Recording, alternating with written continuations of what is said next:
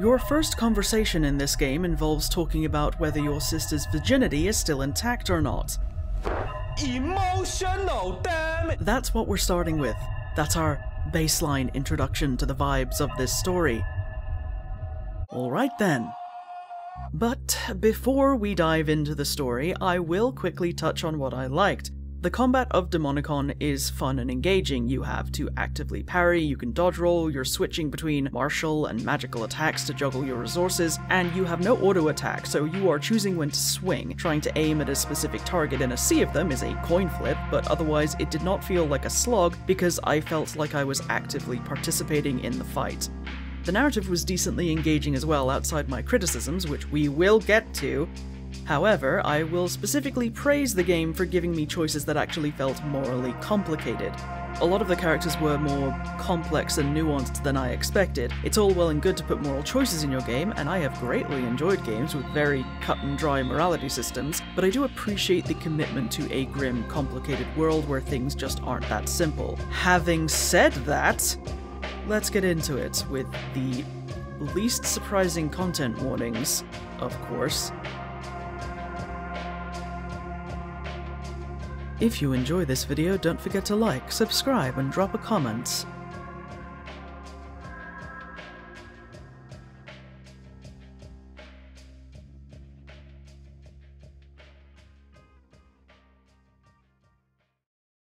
We begin our journey with some introductory cutscenes, the first one showing some kind of spooky demonic ritual where 7 pregnant women are having the worst spa day ever, and their newborn children are offered to this abomination against human vision, Zhulgaroth.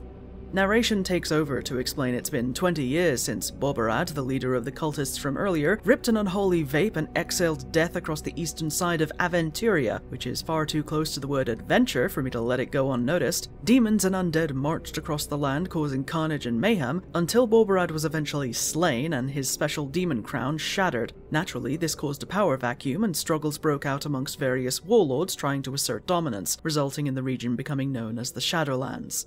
The one place of relative safety is the recently liberated city by the name of Warunk, which used to be under the governance of necromancers and is now under the watchful eye of its liberators, the Knights of Rondra, a courageous lion goddess.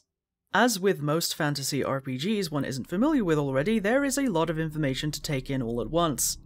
We are, finally, plonked into the chunky boots of Chiron, who is searching for his runaway sister Calandra. She seems to have secreted away with some handsome giant of a man before her wedding, and this is where we have that conversation with our father that it's crucial we stop her and bring her back to the city before her virginity is sullied, as that's apparently a critical part of the marriage agreement father made with Falk, who is leading the Rondrians while his superior Metropolitan Yakon is away. Yes, this is that flavor of fantasy where instead of coming up with something new, the creators decided ye old sexism was a great fit because demons and magic are totally fine, but a setting where women aren't treated as sexy trading cards is just too out there. But foisting Calandra off into a marriage with some stranger is how father plans to secure their citizenship in Warunk, giving absolutely zero care to the fact that he is fully expecting his daughter to sexually submit to some stranger because her body and her virginity, especially, is just something to trade. Yes, he has more long-term sympathetic reasons for doing this. No, I don't sympathize with the fact that he does it. This shit would not be expected of Chiron, and the idea on its face probably sounds absurd to some listeners, which is exactly my point. Men's purity is not prized. It is in fact often framed as a failing of their masculinity, which is an insane standard to hold that often encourages men to see themselves being taken advantage of as teenagers as something to be proud of, like they should brag about being groomed by an older woman and not see it as what it is. Women's purity is prized because that means someone gets to be the first, because men aren't seen as lessening their value by having sex while women are seen as being defiled, which weirdly implies that men are the corrosive factor in that equation if the introduction of a peignoir is what lessens a woman's value. Like, what is the logic? Anyway, I'm getting off track. Heading into Mount Moloch to find Calandra, we discover a series of grisly clues that point towards her mystery man not being the nicest person. We eventually find Calandra badly wounded from fighting off a pack of wolf lizards, and she urges us to go fetch father because she and Chiron are forbidden from treating each other's wounds so as to avoid mixing their blood, though father has never explained why. However, Calandra's condition is bad enough that Chiron doesn't think there's time and patches her up anyway, leading to their blood mixing because they're both hurt at this point. Then hold still!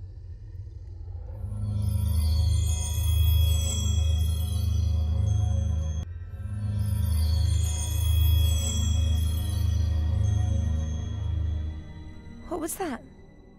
I'm sure this is fine. I mean, look, we can even use magic now. No downsides. Calandra disputes that she ran away with the mystery man to ruin her arranged marriage, but rather because she saw him behaving badly towards a young girl, followed him, and discovered that he has a whole larder of kidnapping victims he wants to do Lord knows what with. We do, of course, have the option to interrogate our sister about the status of her virginity, just in case she happened to bone the guy before she found out he was a monster, and Calandra is justifiably annoyed by this fixation on her purity. Delving deeper into the mountain, we fight more undead and demons, find an ominous door where the kidnapping victims are held, getting confirmation that the mystery man is a cannibal. Delightful! We're unable to open the door, however, so we continue down to the ruins of an old necromantic pyramid to go kick the kidnapper until he releases everyone, and he is massive.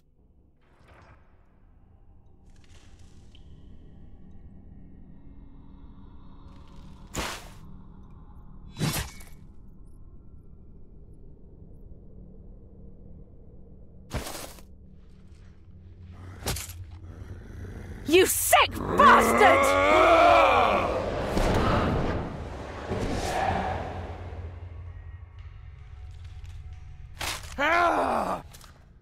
After beating his ass, we're presented with our first moral choice, as while normally you might just execute someone like this and free the victims, it's not that easy. You can execute him for his crimes, but doing so will also kill everyone he's taken, men, women, children, because their lives are connected to his through blood magic. You can save them by letting him go, as he'll trade his freedom for theirs, releasing the blood bond once he escapes, but it does mean he'll be free to start again, and even if you convince him that overcoming his urges would be a stronger show of discipline per his own ideology, the cutscene leaves it deliberately vague whether he held to that or not, which I appreciate.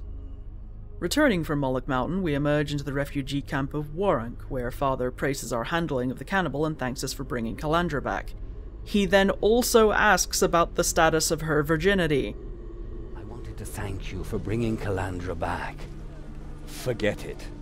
And is everything fine with her? Yes, damn it. Falk will receive a bride as pure as the first snow and as chaste as the sun god Praeos.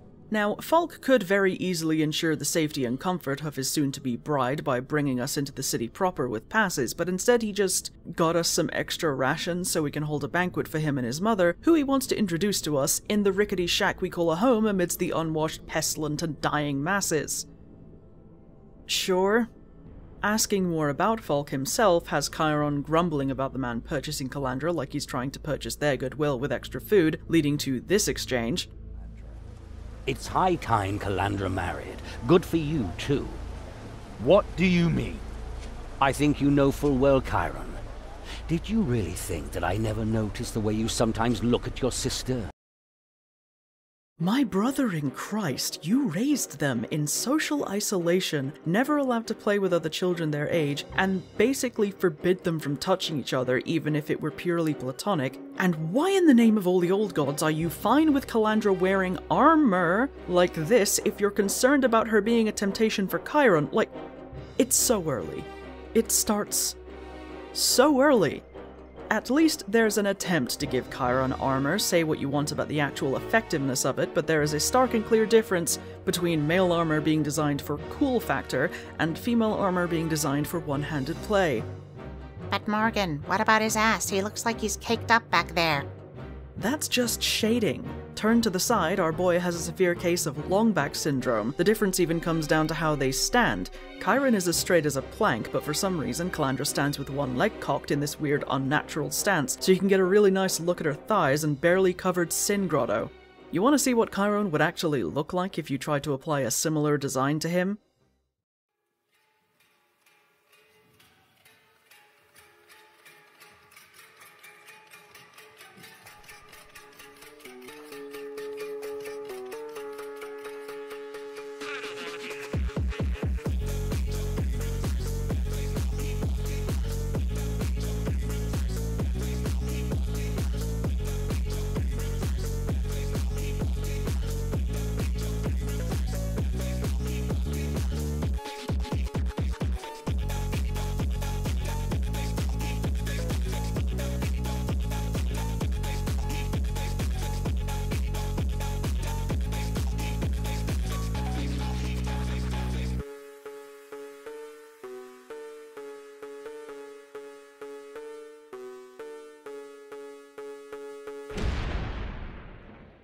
This is from Hero Forge, not sponsored. I've just been using it lately for a D&D campaign I was invited to, and I'm very excited to play it, but I figured it would illustrate my point rather nicely. Now, if seeing this makes you uncomfortable, would you kindly take a moment to sit with that feeling and genuinely try to dissect why? And if you're feeling particularly open, leave a comment down below about it. If you realize that it comes from a place of homophobia, I want to encourage a lack of judgment or denial, because everyone internalizes the message their environment gives them. It doesn't make you a bad person by default, and it will help you to unpack it.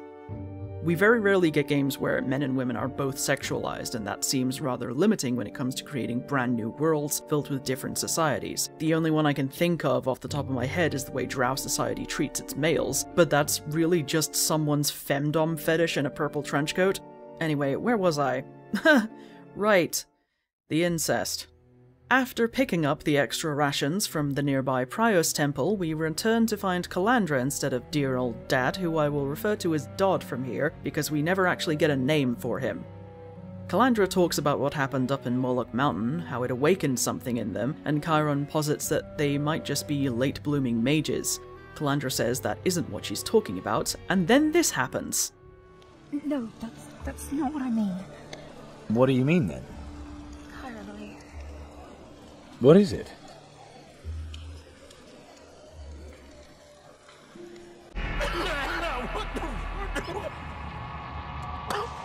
Now, because I'm a masochist, I decided to see how much the dev team committed to this bizarre choice of plotline, and the answer was... too much! There should be something special. I'm not some peasant girl happy for a roll in the hay. No, just a refugee girl who doesn't worry too much about blood relationships. Regardless, the wedding to Falk looms ever closer, and while the idea of running away together is briefly entertained, nothing comes of it, largely because someone stole Calandra's wedding ring while they were up in the mountains, so Chiron trudges off to go track it down. We find it in the possession of a petty gang leader in the camp and retrieve it by framing him for demon worship. Returning the ring, it's almost time for the feast with Falk, and at the last possible moment, Calandra pleads for Chiron's help to get out of this marriage. The timing certainly could have been better. Falk is followed shortly by his mysterious mother, who... Wait a second. I'm sure this is nothing.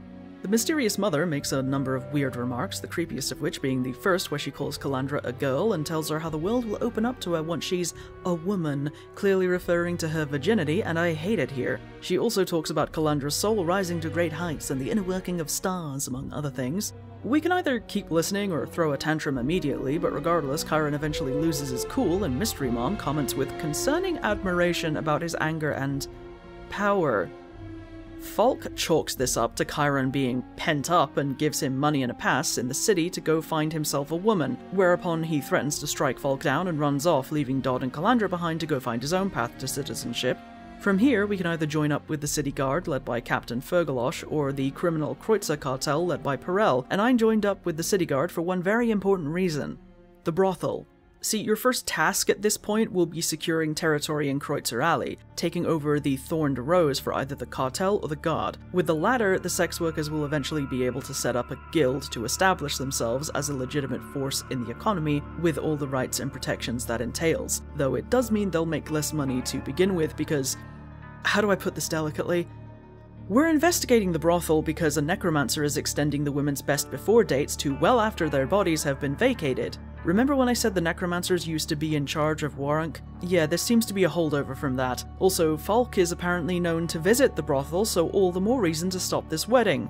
Feeding the darker, more unsavory tastes of certain clients brings in more gold, which the cartel would happily encourage and also beat the girls while they're at it, so in dealing with this situation I sided with the guards.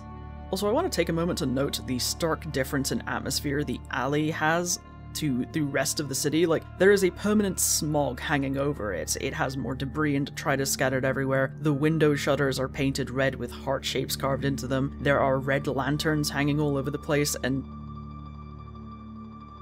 yeah, that tracks.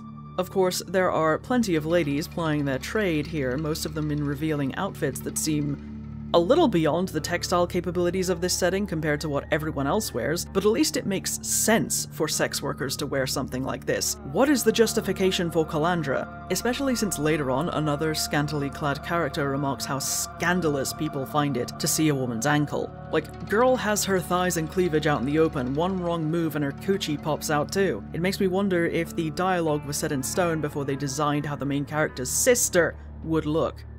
Moving on. Come on, get me and my sister together. She's already cold though. FBI, open up!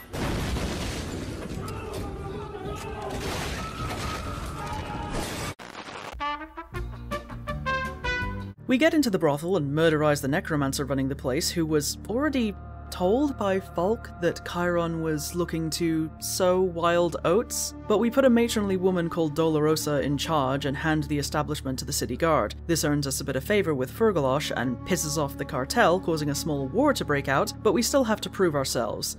We escort a mage called Fyodor out of cartel territory and into guard custody, allowing us to ask someone who is not our secretive father about our mysterious magical abilities. Something to do with demons, even though Chiron insists he hasn't sold his soul, which is technically correct. He wasn't the one who sold his soul, but we're getting ahead of ourselves. With Fyodor safely sequestered away, we then aid in the defense of the guard's armory, where they securely store food unaffected by the plague. They do this to fairly distribute it in a calm and orderly fashion, but the cartel is now threatening to storm that armory by goading the hungry into an attack. After successfully fending off this attack, Chiron is officially made a member of the Guard and a citizen of Warunk, and since citizenship is transferred to one's family as well, Calandra doesn't have to go through with the marriage to Falk, not to mention all the sketchy things we've learned about him along the way. He seems connected to everything wrong going on in Warunk behind the scenes, which is somewhat concerning. Honestly, visiting the corpse brothel would have been enough for me on its own. We don't really have time to act on this, however, as the refugee camp is suddenly overflowing with violent undead, forcing us to fight our way through masses of shambling creatures to reach Dodd and Calandra. Reuniting with his family, we start hacking our way back out of this mess towards the Prior's temple, destroying summoning circles along the way to stem the flow of undead. Now, the offerings left at these circles paint a confusing picture of who exactly the necromancer served and what the purpose of the attack was, but soon enough we clear out the undead and find Falk standing outside the temple with nary a glimpse of him or his shiny armored Rondrians having helped the situation. He does, however, claim to have cornered the necromancer inside the temple and generously offers the kill to us, adding, "Maybe some rich citizen's daughter will hear of your courage. A cleverly arranged marriage with a little tart like that, and you could gain citizenship." The inclination to call women sluts, whores, or tarts when you have exactly zero knowledge of their sexual activity, yet dedicate a concerning amount of brain space to imagining such, has always been very confusing to me, because I understand that it comes from a place of genuine hatred for women, but at the same time, these kinds of men are absolutely champing at the bit for a woman to pop their cork. Like, just fuck each other at that point. It's really obvious that they do not like women, so just do as the Spartans did and make some warriors' bonds that we could never understand. Having it both ways is just exhausting for everyone. And also, let me take a moment to remind anyone furiously typing out a comment defending fantasy misogyny as a core part of the experience that overall, I enjoyed the game! I'm used to tolerating things that make me uncomfortable in video games. I've had to be if I wanted to play more than Tetris or Minecraft, so I do believe that being mildly annoyed and rolling my eyes at this kind of thing is the absolute least I could be doing. Anyways, inside the temple, we see a really interesting shot of the painted ceiling before the necromancer reveals that he knows Chiron's name and knew to expect him. That's suspicious. We beat his ass until he wusses out and teleports away, leading to the closure of the refugee camp until he can be found. Meanwhile, Falk moves us to a nice guest house in the market district because the wedding is still on for some reason. Dodd is dead set on the marriage and sending Calandra away with Falk, even though they don't need the citizenship anymore, fully talking to these 20-year-olds as if they're 12. I'm not going to do it, Father. We have citizenship. We no longer need them. You will marry Falk, and you will move with him when his church transfers him. I go where I want, and I'll marry the man I love. Bite your tongue, Calandra. You don't even know what you're saying. Never, ever talk to us like that again. Otherwise you will find yourself sitting there all alone in the morning with your damn citizenship. You're a stubborn, rebellious idiot, Chiron. Stop inciting your sister like that. Father, I love Chiron. You don't know what you're saying. He doesn't even sound like he's horrified or disgusted, he just sounds resigned. My brother in Christ, what was the plan raising these two with no one else to interact with? You have permanently screwed these two over in emotional and social development. This is wild. Falk's mother barges in to interrupt this nightmare of a conversation and whisks Calandra away for marriage planning purposes by using a blatant charm spell, which thankfully doesn't go unnoticed but is brushed off by Dodd as just a harmless attempt to defuse the situation. Look, I have the same issue with Jedi mind tricks in that yes, they're cool and useful, and your intentions in using them can be purely good, but you are just straight up mind controlling someone and violating their autonomy to get what you want. The ethics are murky at best. I even have it for my Jedi Knight character in SWTOR that her using a mind trick near the end of the class story was a glaring red sign that her experiences had broken her. Since Dodd is doing exactly jack and shit for Calandra right now, we head over to the old Rondra temple to check on her, only to find that Falk physically assaulted her. You hit her. My wife will be silent when I demand it. We can't kill him right then and there, however, because he's backed by his knights, but he leaves and we can talk to Calandra, whereupon she explains that Falk's mother defended her by getting between them.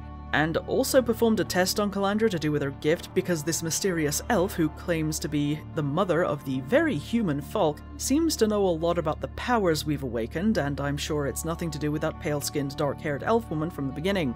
Being able to ask this woman all kinds of questions and actually get answers instead of the dismissal she'd get from Dodd, Calandra resolves to stick it out for just a little longer while there are still important matters to deal with, like the Necromancer and uncovering Falk's involvement. Our next assignment is to seek out a special set of haunted troll skulls hidden in Moloch Mountain called the Council of the Dead, who will answer any questions asked by Borbarad, who is dead, or Borbarad's successor, who is unknown at this moment. Chiron posits that if there isn't an official successor, then the skull might respond to anyone and they could get the answers they need. So off we go to speak to some very cursed bones, and I will say that the design of this thing is neat, very spooky, 8 out of 10. We get a bunch of riddles for our trouble rather than straight answers because why would anything be that easy, and head back down to confront Dodd about it. It's good that you're here. I have to apologize to you. I was stupid. I should have believed you. Huh. You don't hear that every day. Dodd reveals that he broke into Mystery Mom's room and found some sketchy arcane scripture in a poisoned lockbox, and since he can't read it, we go talk to Fyodor after fighting our way through the cartel because this man changes hands more often than keys at a swingers party. Point is, the scripture reveals a demon summoning to take place in the market district. Like, as they're talking. Rushing out to warn people and make preparations, we just about finish setting up some barricades before the Necromancer's pets start popping up, including this thing. But we're the protagonists, so we kill it and come out looking more heroic than ever, only for Falk to show up and talk about how we did well, and by the strength of the lion got a stay of celebration, blah blah blah. Wait, he's using this as an excuse to marry Calandra today?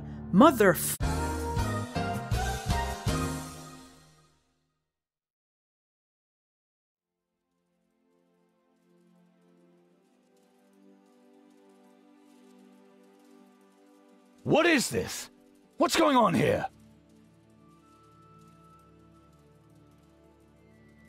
Azariel.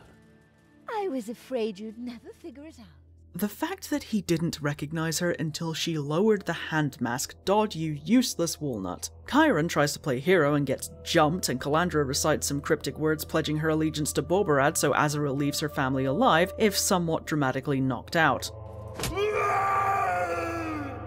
At this point, Calandra vanishes from the story with Azariel. Falk is basically abandoned by his supposed mother because he failed at everything he was supposed to do in Warunk thanks to Chiron and his own ineptitude, and we have a little truth talk with Dodd while we're locked up. See, Azariel is the High Priestess of Borbarad, the leader of its church, and Dodd used to be a member, serving Azariel directly. That cinematic at the beginning with the restrained pregnant women and 7 infants, Chiron and Calandra were among them. They were part of the ritual to sacrifice the souls of 7 newborn children to a demon summoned in order to give them the gifts, the powerful abilities we've used up to now.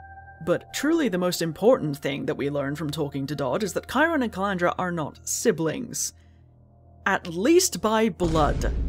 I hope I don't have to tell you that being raised as siblings socially still makes it fucking weird. Not to mention, Calandra and Chiron were already starting to lust after one another well before this revelation, so they clearly did not care anyway. No, just a refugee girl who doesn't worry too much about blood relationships. There's a bunch more lore you can learn if you care to. It's a fantasy RPG, but our main takeaway here is our totally not siblings were part of a demon ritual that gave them their powers. Said powers are awakened by mixing blood, or potentially any fluid-swapping behavior like kissing, and Falk was another one of the Awakened, which means that the marriage was really just a ploy to awaken his powers by using Calandra. Ugh, don't think about it too much. And Azrael is the leader of the Bulbaradian Church who is trying to consolidate those powers into one of the seven so they become something called the First Paladin. How does that work? Well, when we bust out of the cell and head upstairs to kill Falk, we find that when one Awakened kills another, they absorb the loser's gifts, growing more powerful. Not only that, but once this power has awakened at all, it will push the bearer to seek out the other six and absorb their power too, violently, so that may become an issue later once we catch up with our dear sister. With Falk out of the way, his boss Metropolitan Yakon finally returns just in time to clean up his mess and gives us a blessing from Rondra for our trouble, knocking Chiron out because his powers are demonic in nature and the Lion Goddess is having none of that shit. Thankfully, Dodd covers for us and we leave Warunk to track down a man called Gamut, a supposed brother Falk mentioned just before he died. Gamut was some kind of preacher who could ease the suffering of the sick with the power of a strange talisman. A while ago, he led whoever would follow him out of the city and into the Clawmore wilderness, where no one has heard from them since. I'm sure everything is fine. Everything was not fine. So yeah, this location sucks a lot and is deeply cursed. The main conflict out here is between Ulev, Gamut's second-in-command and village leader of Fernfield, and Genla, a staunch believer of the traditional gods, who judges everyone else for being sinners. This is one of the murkier conflicts to be in the middle of, and I enjoyed it a lot. On one side, we have Gamut genuinely believing that he can help these people if they just keep searching for the other pieces of his talisman, but doing so means lying to them about paradise and raising them into undead servitude because only the dead can survive digging in the area they're searching. On the other side, we have Genla, who may or may not have a personal bias against Gamut after inciting her husband to attack, resulting in his death. She seems to believe that it's kinder to kill the sick and remove all hope of anything better by telling the truth and begging Perain, her chosen god, to save their souls instead of whatever Gamut has going on. The reason this all ties to us is because Gamut is another one of our siblings, if not by blood, then by circumstances. He is also an Awakened. Which is not why he looks like this, but don't worry about it, he'll be dead soon anyway. Point is, he was initially looking for a way to free himself of the pact that made the Awakened, especially the urge to kill each other once their powers bloomed. We also learned that Azrael travelled through the area with Calandra and met with Gamut, but left him intact, instead exposing Calandra to an evil demon flower to further her abilities. We also investigate this flower and are given a vision where we fight a dark version of ourselves. Alright. Regardless, because Gamut refuses to believe that we mean no harm and Chiron keeps saying threatening shit while his face breaks out in demonic acne, we end up fighting him and absorbing his gift anyway. Afterwards, we can decide how to handle the truth, and for my part, I decided to give the soothing talisman to Ulev and allow him to perpetuate the lie in the hopes that one day they will eventually find the rest of the talisman and cure the plague. Because it's not just Fernfield, Warunk is still suffering. At the same time, I had Genla exiled instead of executed, because it's not like she didn't sort of have a point. Gamut was doing something incredibly shady for his own benefit, though he seemed to sincerely care about curing the plague afterwards. The real crime amidst everything that happened here is that Genla has precisely zero reaction when you answer who Calandra is to you with "we love each other," and a conversation later refer to Calandra as your sister. No, just a refugee girl who doesn't worry too much about blood relationships. This is so cringe. Guilty. Having learned more about the gift, Calandra's progress under Azrael, and improved our abilities with some casual fratricide, we return to Warunk to find that things have gotten significantly worse between the cartel and the guard. Not only that, but another of the Awakened visited Dodd while we were away and left him with some cryptic instructions for a summoning. A summoning that would call up the demon that created their gifts, which they could then use to make it either break the pact Azrael made for their souls when they had no choice, or at least alter the nature of the gift so that they aren't overwhelmed to kill each other. So that's pretty neat. We will have to collect the ingredients for it, however, the first being 3 stones from 3 great powers burned by demonic fire. Another thing of note is that Dodd admits to siring 3 of the 7 awakened, 2 boys and 1 girl. And of course he insists that Calandra isn't the girl, because we wouldn't want this to be weird, would we? This means that the mystery woman could well be Chiron's sister by blood. As for the other boy, that's unclear. It could have been Gamut, Falk, or the 2 others we haven't met yet and never will because Calandra kills them as part of her training under Azrael, so whoopsie doodle, no family for you.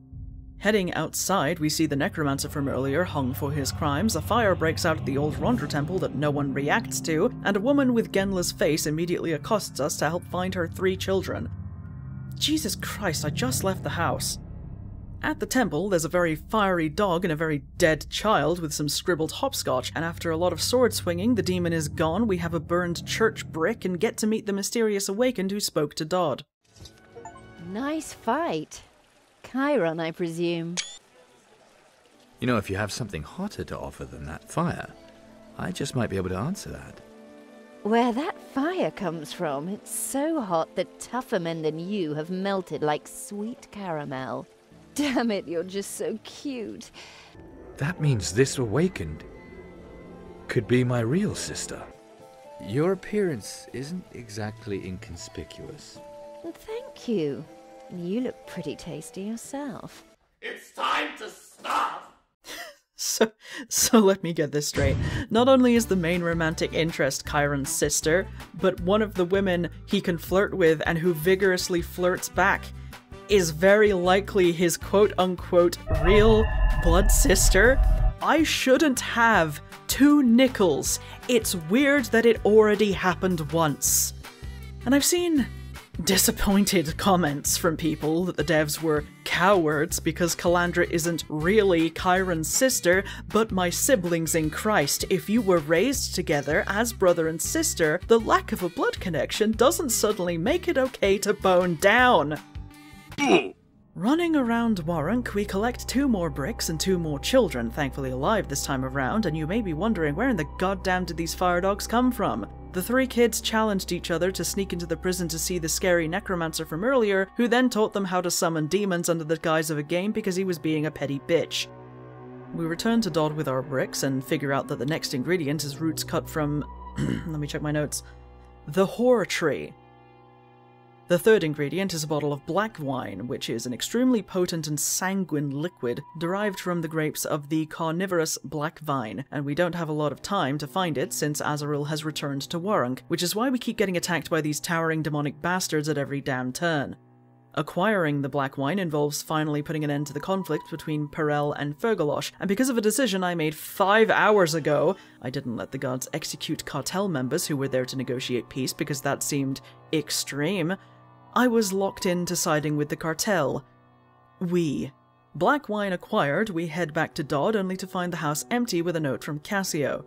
Sacrifice one of thine own blood, but they must needs choose their death of their own free will. Oh, for fuck's sake. Rushing to the old Rondra temple to stop Dodd from doing something stupid and self-sacrificing rather than, I don't know, actually putting in the work to apologize, unpack, and undo the damage you did to the kids you raised. Our little fracas is interrupted by Azrael rolling up with a retinue of tall bastards. What the fuck was that? Game? Hello? Anyway, since we're outnumbered and out of options, Azrael forces a fight between Chiron and Cassio, taking Dodd as her prisoner, dropping some cryptic bullshit, and leaving us to our defeat. Only for Cassio to also fit the requirements of the summoning because she is indeed Chiron's blood sister, and let's not think about it too hard. And of all the others, you have the tightest ass and the strongest muscles. Finally summoning Zhulgaroth, we command it to remove the killing urge attached to our gift, which the demon is capable of doing, if we do something for it first. Obviously, it's a demon. None of this was going to be straightforward. What it wants is for us to break 7 seals Azrael put in place to repair the damage Dodd caused when he kidnapped Chiron and Calandra. Removing those seals will allow Zhulgaroth to act more freely, but he will get rid of the killing urge if we do this, so off through Limbus we go, to... Oh dang. I thought this was going to sidetrack us through some demonic landscape. We're just here now, where it all started in the Barbaradian Monastery. Okay then.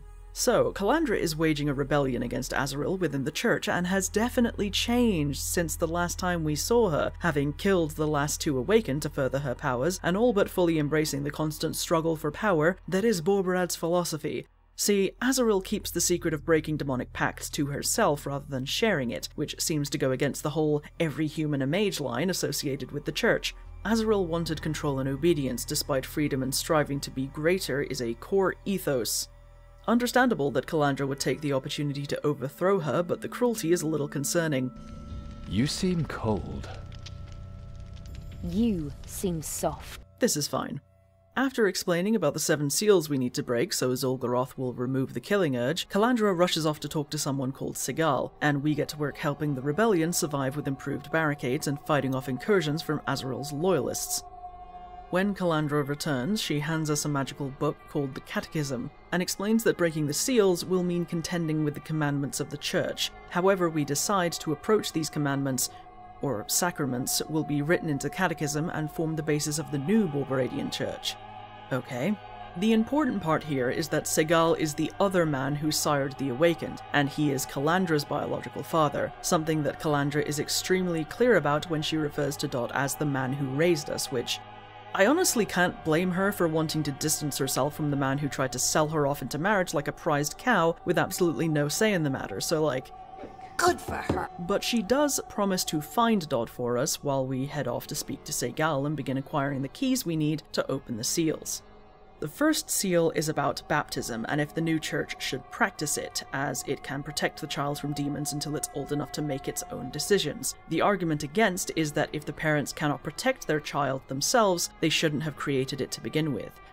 The arguments for and against are presented to us through visions of Dodd and Segal each time we approach a seal, and for this I chose to include the practice of baptism because no child deserves to be a demonic chew toy just because their parents failed.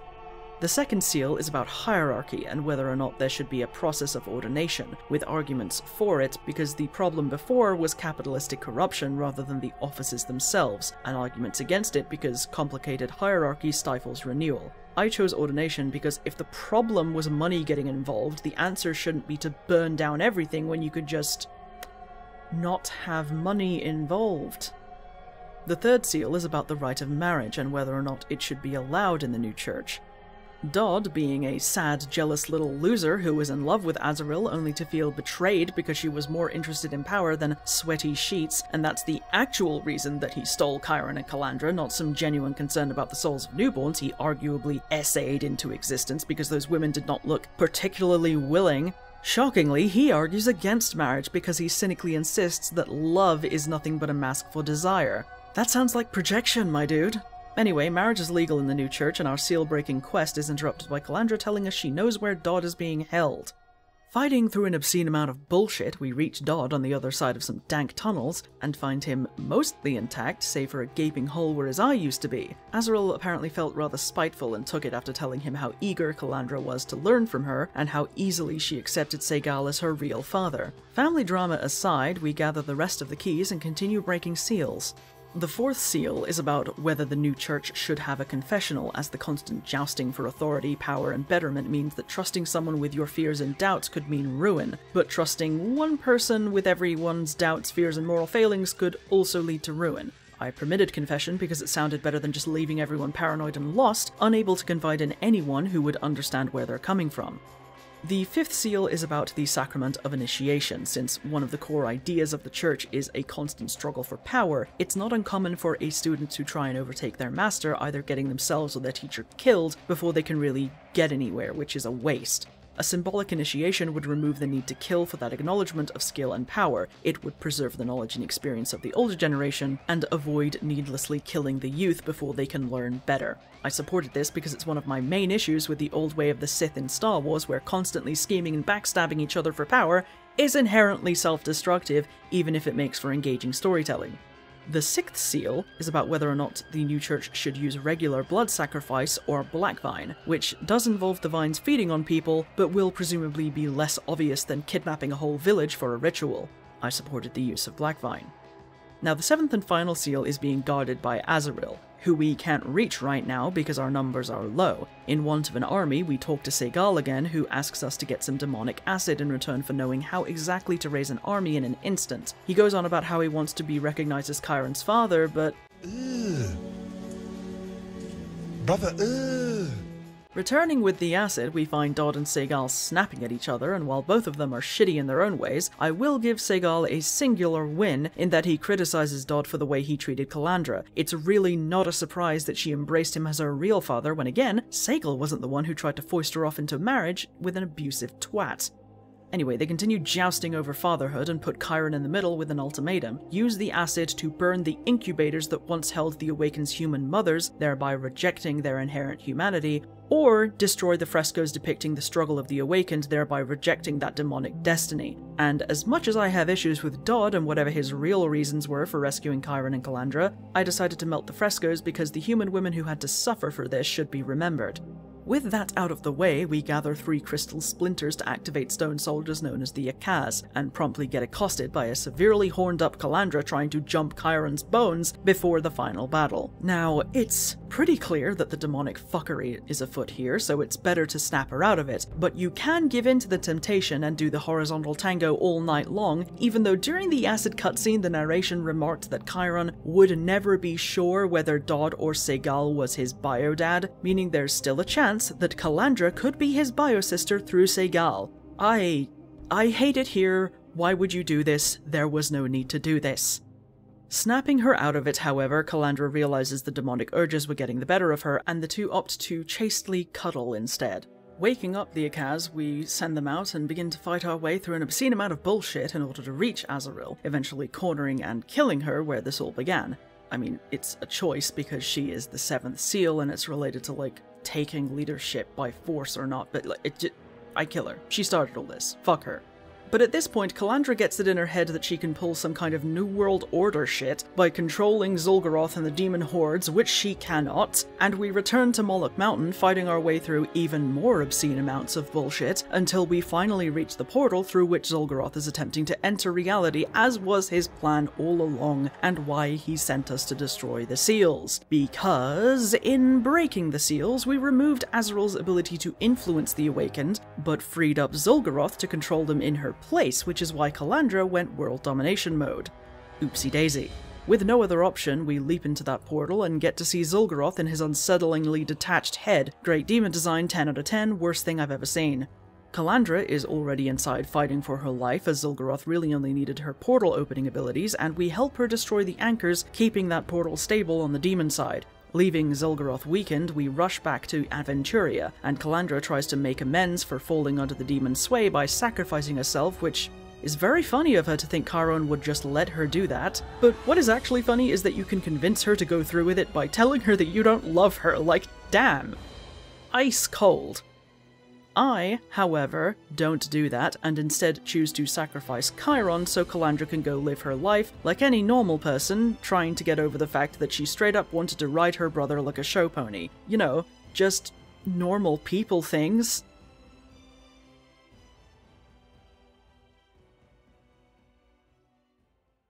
And with that, we are done with Demonicon. This was a very weird experience, because while the game itself can be fun and the writing is decent, it's wild for the murky brother-sister romance to be framed as something positive. Like, the game is gaslighting you constantly with the reassurance that Calandra isn't his real sister, so we can stop worrying, but like, then there's Cassio, who almost definitely is his bio-sister, and the flirting is rampant, so like, what is the excuse? Anyway, thank you for watching, and if you enjoyed this video, don't forget to like, subscribe, and drop a comment down below for the algorithm gods. Special shout out to my supporters over on Patreon, who are all very handsome people. If you'd also like to be called a very handsome people, check out the link in the description where you can support me from just £1 a month. All tiers get their name in the credits, while members of the Nerd tier will occasionally get behind-the-scenes previews and video teasers. If you enjoy live streaming, I can be found over on Twitch, where I stream every Wednesday at 8 PM British time. For now, don't forget to drink your water, take your medication, be kind to yourselves, and I will see you all next time.